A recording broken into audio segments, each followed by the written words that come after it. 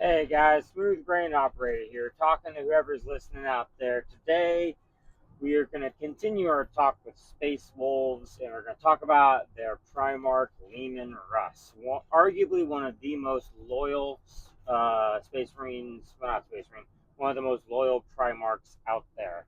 Now, Leman Russ, quick history on him, was thrown upon the world of Fenris as an infant, obviously taken in by, well, not the people at first, but wolves, and was kind of found by a hunting tribe, and then was brought into the tribe and adopted. And of course, he grew to great prowess and power and authority, ruling the planet as space Viking. Let's be honest. It's some mixture of Norse mythology and space Viking thrown in to all that. And so, Emperor finds him. He does some kind of three Nordic style competitions. And in the end, the last thing was he challenges the Emperor to a fight, in which case the Emperor just reveals himself in all his armor and power and just one punch knocks him out. And Leman Russ is impressed by this. He goes to join the Emperor, and he works with Horus, the one that the Horus Heresy, is named after. Horus and Leman Russ work side by side a lot, and since they both have a wolf-style chapter, being the Luna Wolves and the Space Wolves, and so kind of cool camaraderie built there, where Leman Russ learns everything he has to in order to properly run a legion. So, after that, the Great Crusade is going on as planned. And see, Leman Russ has something no other Primarch has. Once Leman Russ took full control of his legion and was sent out amongst the stars for the Great Crusade, something happens with him that no other Primarch gets. He gets one-on-one time with Constantine Valdor. Constantine Valdor is the head of the Custodes, the personal bodyguards of the Emperor. A lot of people even think that, like, on a sub level, that he's like officially, unofficially the quote unquote Primarch of the Custodes, because he is above and beyond better than all the other Custodes. And he's not afraid of the Primarchs. In fact, he looks them all in the eye, essentially, and he never wavers in front of them. He's always he's on their same peer level. And so, him and Constantine Valdor and Leman Russ actually have quite a bit of dialogue together, and the Emperor even hand forges two spears, and one of them is given to Constantine Valdor mainly to nerf him because he's just that good and he's too good, and the other spear he gives to Leman Russ. Of all the Primarchs, why would he give a spear to the head of his personal guard and to Leman Russ, just one of the Primarchs? Why not Gilliman? Why not Rogel Dorn? There's so many other Primarchs that would be a better person to give it to. And I don't know. I think there's a hidden meaning back behind it all, that there is some type of brotherly camaraderie and long-term goal, long-term purpose for Constantine Valdor to have one of these spears, and Leman Russ specifically. Now, he is loyal to a fault at this time. Like, whatever the Emperor says, he will just do it and he will carry it out. Supposedly, the lore has even hinted at the fact that Leman Russ might have killed a Primarch already, that he and his legion might have already fought Space Marines during a time when Space Marine on Space Marine combat was something unfathomable. No one's ever thought of that, and many Space Marine legions consider it to be a heresy in the traders to a Space Marine to think of fighting another Space Marine. And so, but Leman Russ and the Space Wolves might have already done it. It's hinted at, it's not explicitly said, but it is very much hinted at in the Horus Heresy. So, we have a Primarch who is loyal. Whatever the Emperor says, he'll do it without question. And some might think he might have already been told to go kill one of his brothers, to go kill a fellow Primarch. That's one of the Lost Legions. There's two Lost Legions, one of which, if not maybe both, could have been killed by Leman Russ personally or via his legion, but he would have been there with them. So, I mean, he's extremely loyal. And then as the heresy breaks out, Leman Russ does learn that maybe he shouldn't be loyal to a fault. Like, he's loyal, don't get it wrong, he is 100% loyal, but he's told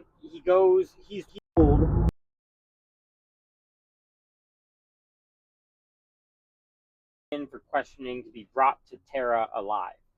And the message is sent to Horus because they don't know he's turned traitor yet.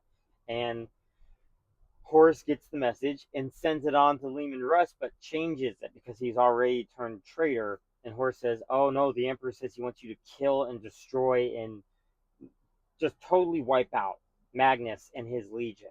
So Leman Russ, without question, goes, "Yep, sure, no problem. Say when," and goes off to do that, and he does it.